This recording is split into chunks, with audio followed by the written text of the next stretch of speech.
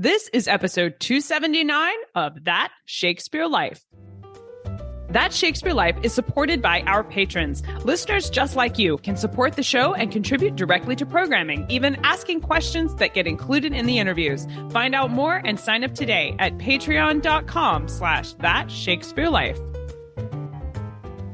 Hi, I'm Bess Chilver, historical costumer. Another great method for studying the life of William Shakespeare includes listening to this. It's That Shakespeare Life with my friend Cassidy Cash.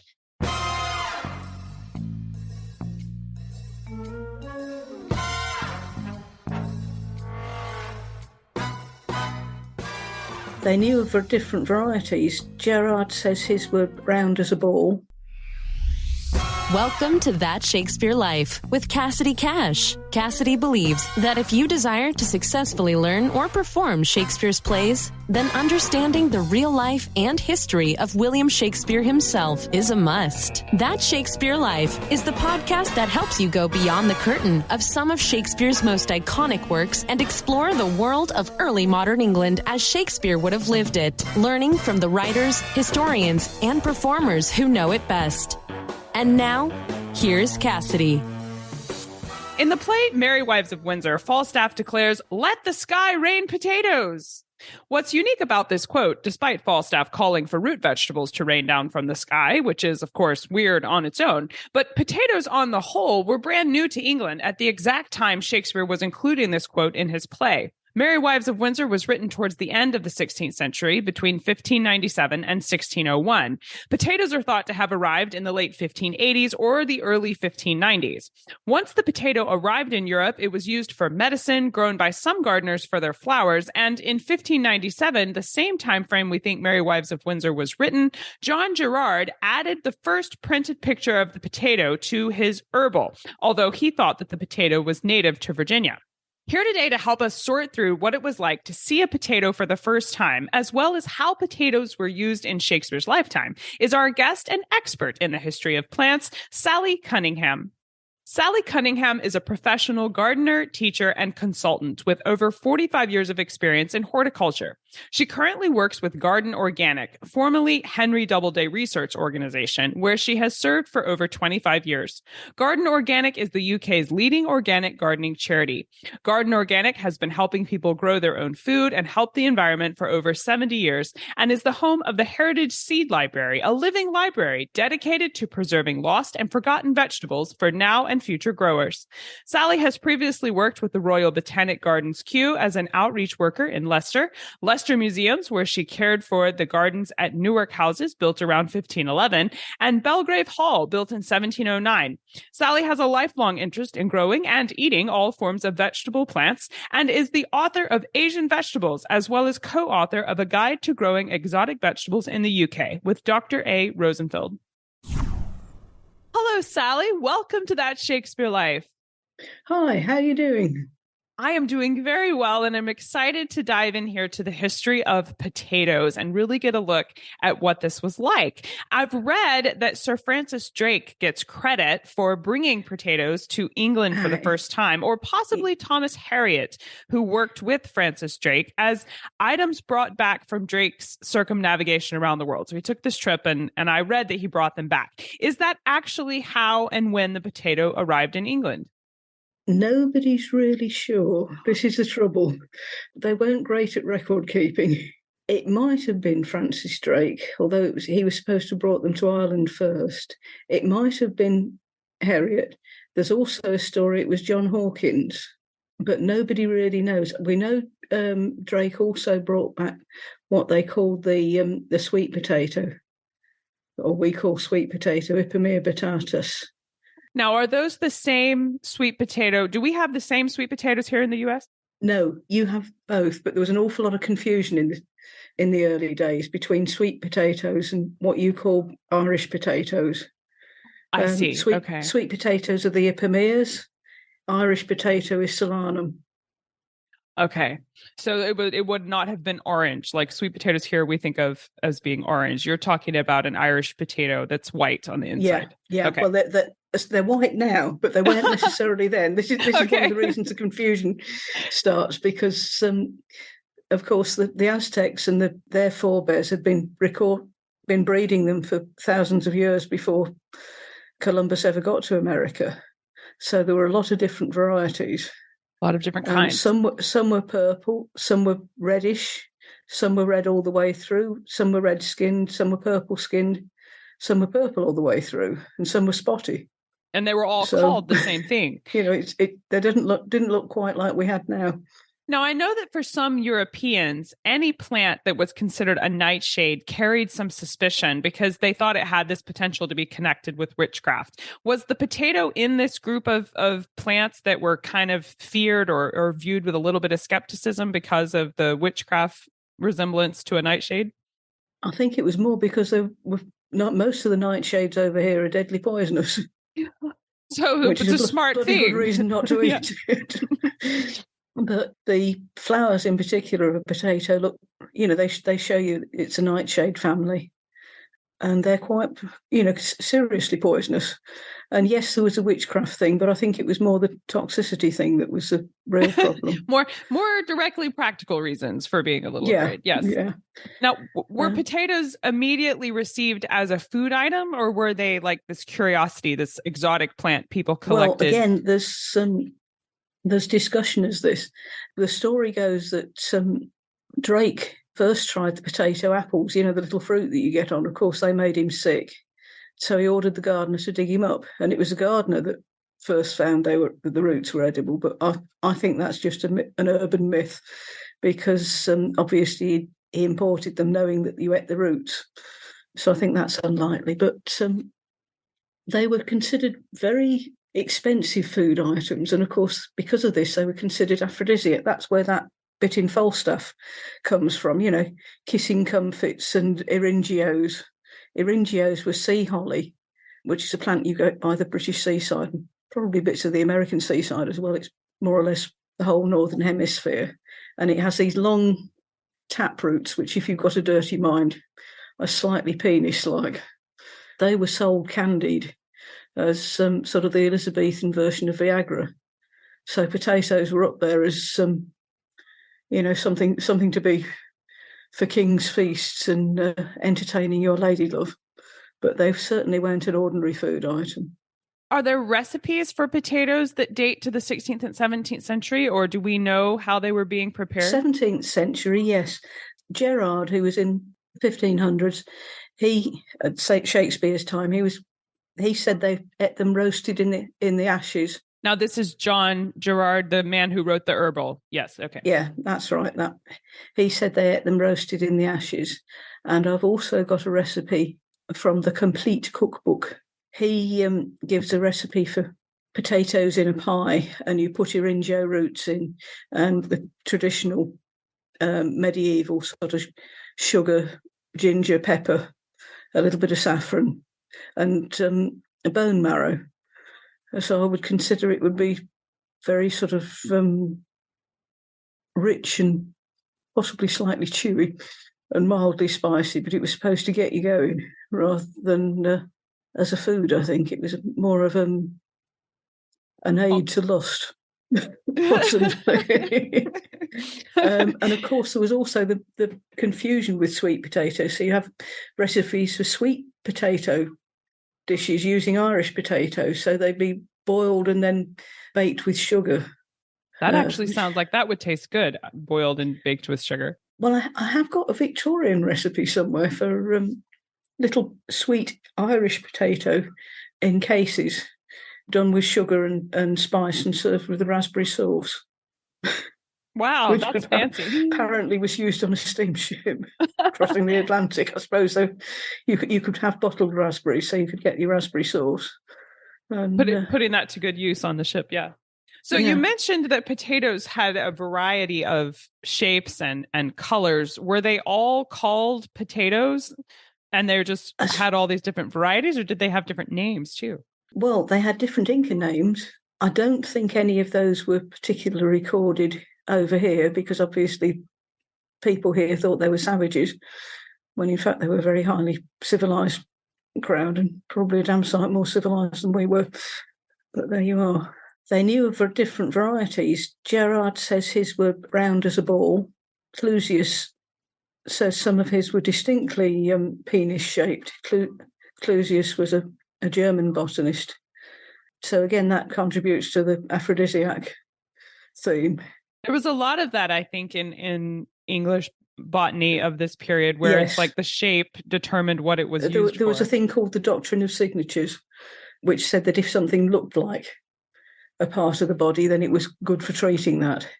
So you had lungwort, pulmonary with spotty leaves that were more or less the shape of a lung, and that was supposed to be good for coughs and things such as that. And lesser celandine, whose roots looked like a little congested mass of tubers, and that was good for piles.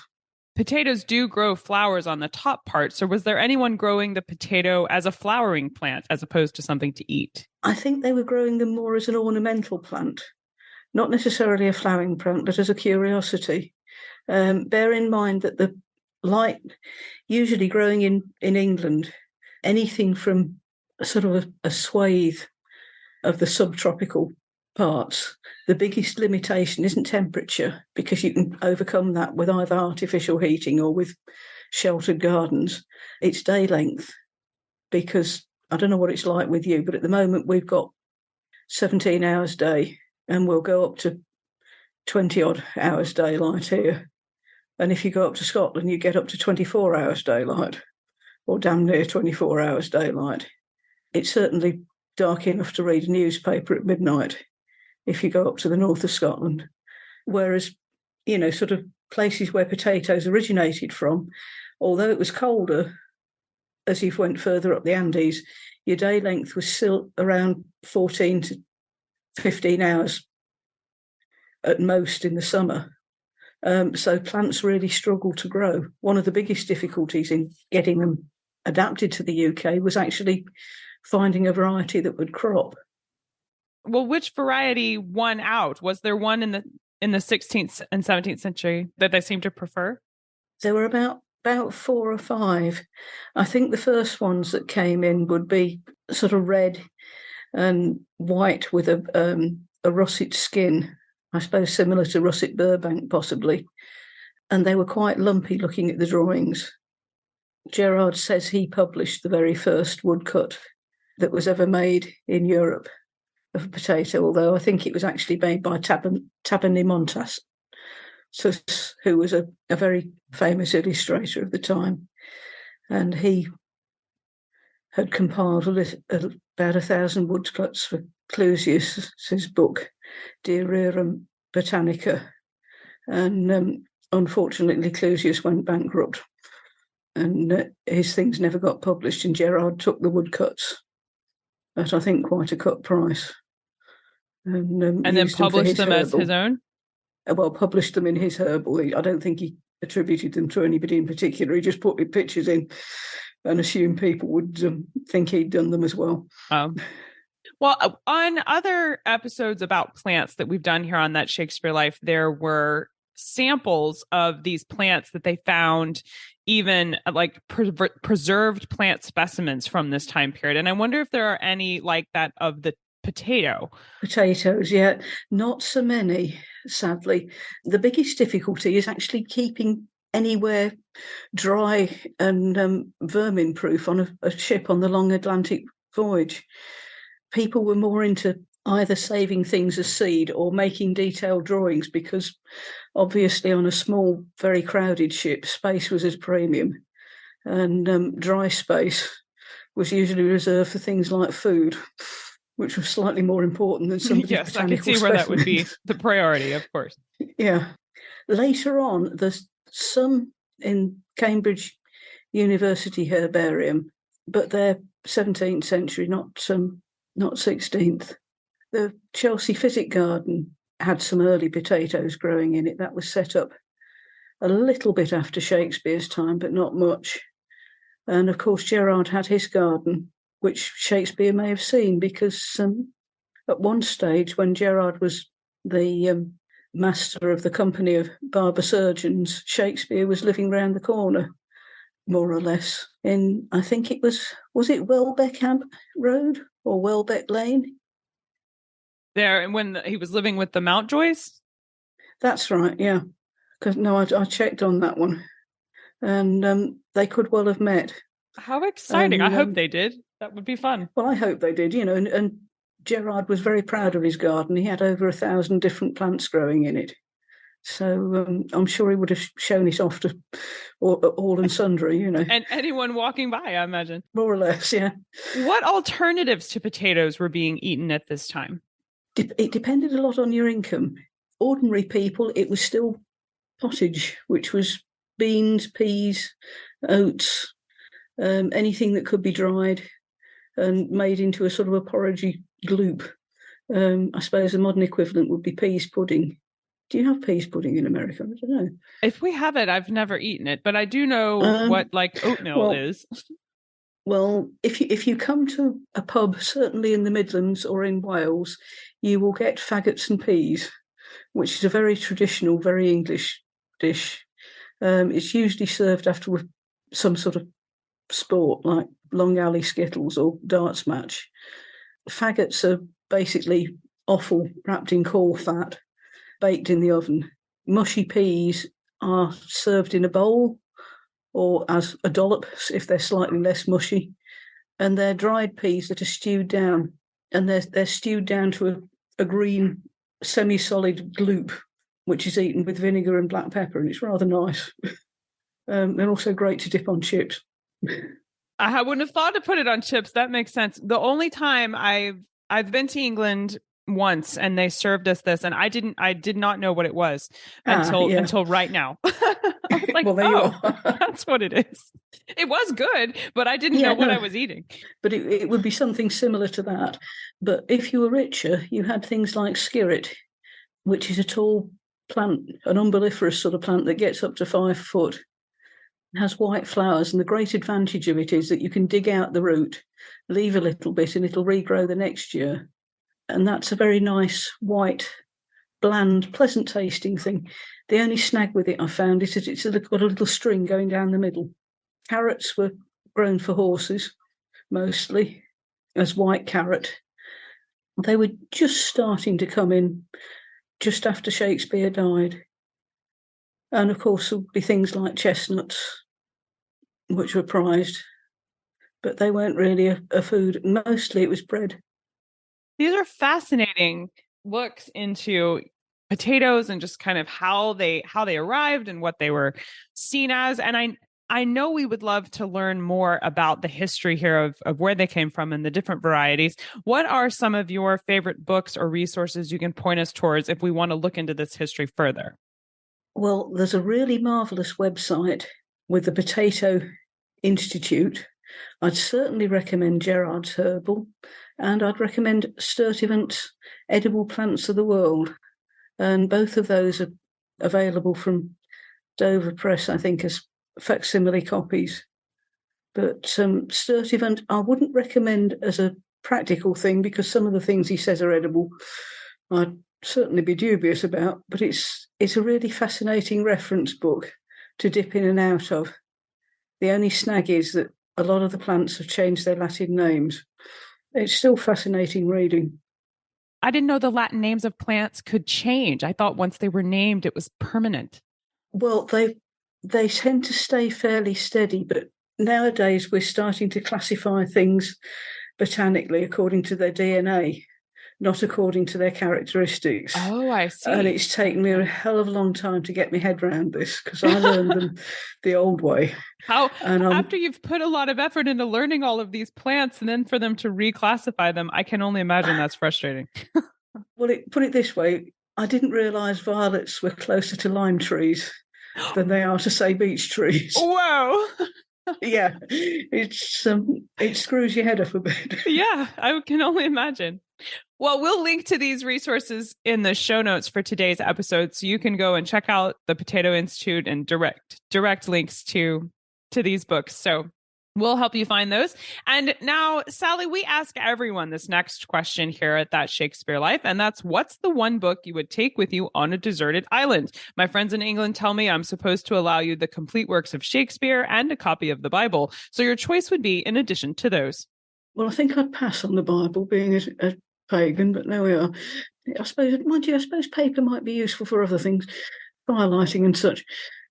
And there is that bit about God made a great light, so it could be useful.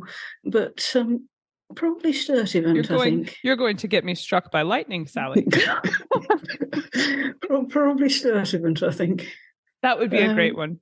Because that could be quite useful on a desert island. I think so. You could at least walk around and compare the plants on the island with what Sturtevant seems to have. I think that would be a good, useful time. Yeah. I don't know.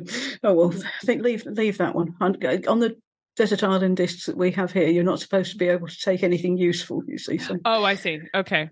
I don't know whether that would count. Well, I think we'll allow it here on that Shakespeare Life version of the Desert Island book. It can be useful. Yes. Yes, thank you. So what's next for you? What are you working on now that you're excited about?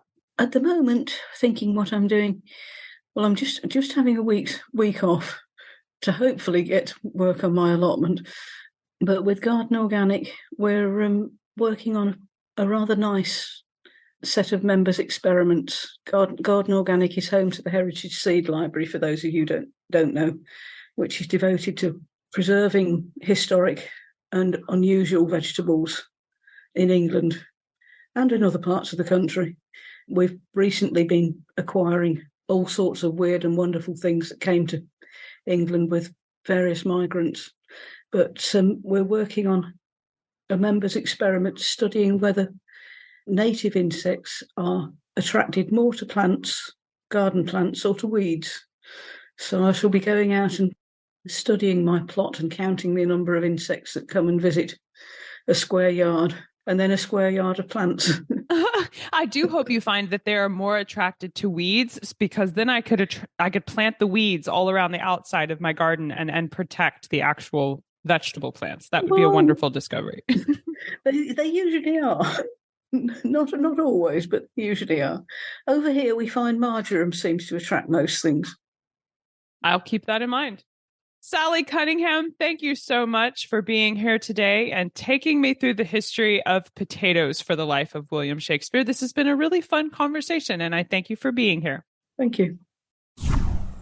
If you would like to see visual elements of 16th and 17th century potatoes, including images from John Gerard's Herball and some of the other illustrations that we've referred to in our conversation today, then be sure to check out the show notes. The show notes are where we pack extra archival research about our conversation topics here on the show. And today you can see extra information and history all about 16th and 17th century potatoes, along with more information on Sally Cunningham, Garden Organic, and the links to the resources she recommends you use if you want to just explore this topic further. Find all of these things at CassidyCash.com/episode 279.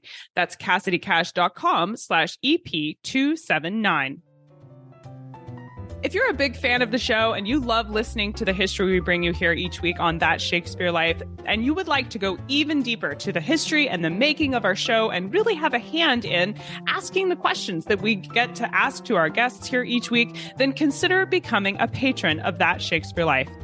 Patrons get access to over 150 additional episodes of our show, not available on public listening platforms, that include extra archival research, images, paintings, and all the bonuses that go along with each one of those all get access to our patrons. Plus, as a patron, you get the chance to see inside the making of our show with bonus interviews, sneak peeks at upcoming shows, bonus research as I'm putting the show together. I share the extra tidbits with our patrons, and you get the chance to submit your questions to be asked during an interview. If this sounds like fun to you, then please consider joining us on Patreon. You can support our show and power the work we do here to bring you world-class history interviews each week. Find out more and sign up today at patreon.com/thatshakespearelife. That's patreon.com/thatshakespearelife. That Shakespeare Life is researched and produced by me, Cassidy Cash. Our audio engineer is Gary Mayholm. That's it for this week. Thank you for listening. I'm Cassidy Cash, and I hope you learned something new about the Bard. I'll see you next time. Bye-bye. Thank you for listening to That Shakespeare Life. As always, the best conversations happen after the episode over at CassidyCash.com. Become a part of a vibrant Shakespeare conversation by adding your voice over at the website. Until next time, remember, when you want to know William Shakespeare, you have to go behind the curtain and into That Shakespeare Life.